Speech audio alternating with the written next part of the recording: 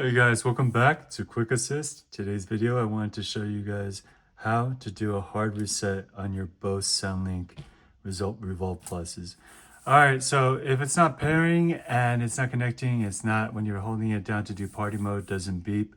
This is all you have to do to hard reset. So go ahead and just hold the buttons down. I'll do it for this one.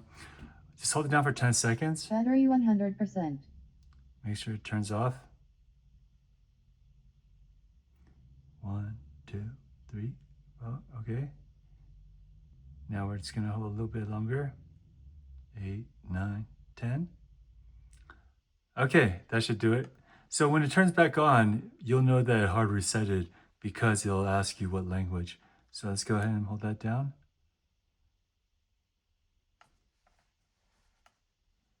English.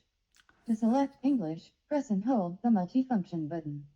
And then what is the multifunction button? It's this one right here. To select English, press and hold the multifunction. So then we just hold this button right here. Ready to connect. And then now see if, do it for both, and then now see if it works. It should. I found usually that this does the trick. So thanks for watching. Select the Bose speaker from your mobile device's Bluetooth list. If this video helps, please consider liking and subscribing. See you next time. Bye-bye.